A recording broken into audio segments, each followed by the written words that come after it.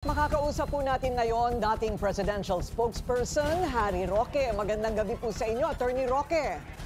Magandang gabi, Corina, at magandang gabi, Pilipinas. Opo. So, una, nasaan po kayo ngayon?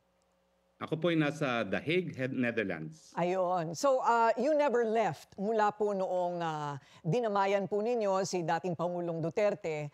Diyan na po kayo namalagi. Yes, dumating po ako dito isang araw matapos dumating si Tatay Digong dito. And on the 19th, I formally lodged my application for asylum here at the Netherlands. So, setting the record straight, sinasabi nga po daw na meron po kayong tangan na maraming pasaporte. Siyempre, taas ang kilay ng marami dyan. Ilan po ba talaga ang hawak ninyong passport? Fake news po yan. Ito po, papakita ko sa inyo. Ito di umano yung aking pangalawang passport daw. Kung makikita nyo po, may butas. Kasi kanselado na po ito. At kaya po ito kanselado, although it is valid until 2029, kasi wala na pong pahinang bakante. So napuno na po ito, kaya kumuha ko ng bagong passport. At kapag naman binilagyan ng ganitong butas ang passport, ibig sabihin, hindi na siya valido. No? Pero ito ay importante pa rin dahil dito nakalagay yung aking Schengen visa, yung aking Japanese visa at iba pang mga visa. No? So hawak-hawak ko pa rin to.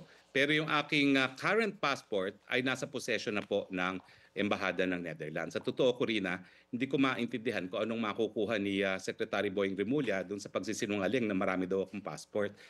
All you have to do is to verify with the DFA. Dahil silang issuing passport, ito po, malinaw na malinaw, di umano yung aking second passport, may butas na po, kanselado dahil puno na nga po ang pahina. Although valid until 2029. So bakit po sa palagay ninyo ginagawa nila ito? Kung sa palagay po ninyo wala pong basihan at madali namang pong maberipika. Talagang pinasasama po nilang imahe ko. No? It's part and parcel of concerted effort for character assassination para palabasin na napakasama kong tao. Ayun. So bukod po sa pagkakansela sa inyong passport, ay tinatrabaho na rin po daw ng Department of Justice ang Interpol Red Notice laban po sa inyo. Ano po ang inyong masasabi rito? Well, una-una doon sa pagkansela ng passport po, hindi po ako pugante kasi ako umalis ng Pilipinas ang tagal na bago pa magsampa ng magkaroon ng warrant of arrest. Ang definition po ng pugante ay someone na umalis ng bansa dahil sa warrant of arrest. Nako, siguro mga 7 buwan na akong wala sa Pilipinas bago lumabas yung warrant of arrest na yan. So I do not fit the definition of a fugitive. Pangalawa, yung ginagawa naman nila na para sa red notice, well, gaya ng sinabi ko, no, miski kanselahan nila ang passport ko, di ko naman nagagamit po ang passport ko dahil nasa Dutch authorities. And at saka yung Interpol Red Notice Alert works only when I cross international boundaries. Dahil kinuha nga ng Dutch authorities sa aking passport, di naman ako makakaalis ng Schengen area. No? So dito lang ako sa Schengen, so miski maglagay sila ng red notice sa alert sa akin, wala namang posibilidad na ma-serve sa akin yan dahil hindi nga ako po pwedeng lumabas ng Schengen area. Ayun. So ito po'y napag-isipan na ninyo bago kayo nagpunta dyan? Matanong ko lamang po. Hindi po. Talagang ang intention ko ay madepensahan na si Tatay Digong. Kaya lang, inanunsyo ng DFA na gagawa sila ng hakbang para i-cancel ang aking passport. At alam ko naman, bilang isang abogado at nag-handle na rin ako ng mga asylum dyan sa Pilipinas para sa mga ADB executives, na ang plano talaga nila ay pauwiin akong pilit dahil akala nila yung warrant of arrest na in-issue ng WAD committee ay sapat na para makaselang passport ko. Kaya hinabol nila yung criminal charge sa akin. Dahil kung maaalala ninyo, yung kasong criminal nila sa akin ay supplemental complaint affidavit. Pahabol, kumbaga. Okay, so yung mga naririnig po namin na red notice na kayo'y paa-aresto na, ang sinasabi po ninyo ngayon, hindi nila magagawa yan. Wala pong saysay yan. Drama lang po yan para siguro masabi nilang may ginagawa sila. Pero bring it on, I will face them at tingnan natin kung sino mananaig.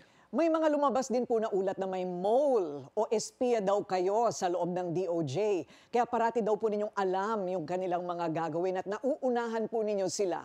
Ano po ang inyong reaksyon dito? Hindi ko na po kailangan ng mole. Dahil alam na alam ko po ang aking international law. 25 taon ko pong tinuro yan at pinractice. At pasensya na lang po sila na mas may kaunti pa akong alam sa international law kaysa sa kanila. So wala po kayong legal counsel? You're counseling yourself? I'm counseling for myself here in the Netherlands, pero sa Pilipinas po, naghain na ako ng motion for reconsideration. Patunay po na hindi ko tinatakasan itong kasong ito, no?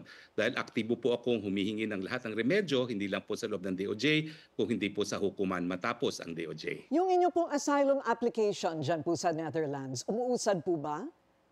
Well, nakabinbin po yan at talagang matagal ng proseso po yan. Ang importante, habang nakabinbin, meron akong right to non-refuma at ito nga yung garantiya na hindi ako mapapabalik sa Pilipinas hanggang hindi tapos yung desisyon sa aking asylum. Kumusta naman po si former President Duterte? Kalagayan po niya? Malalaman po natin in a few hours, no? In 1 hour and a half, dahil kakapasok lang po ni Bong Duterte, yung bunsong kapatid ni Tatay Digong, para makipagpulong kay Tatay Digong, and at around 3 o'clock malalaman natin ang latest kay Tatay Digong. Ayan. Okay, so nag-shake up po. Huling tanong na lamang po. Nagkaroon ng cabinet shake up si Pangulong BBM. Ano po ang inyong masasabi tungkol dito? Nako, wala pong malulutas yung problema na yan. Ang problema, palitan ng ulo.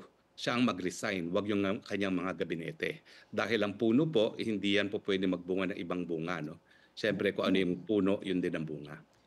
Ayun. Okay. Nice speaking with you. Sa uulitin po, maraming salamat, former Duterte spokesperson, Attorney Harry Roque.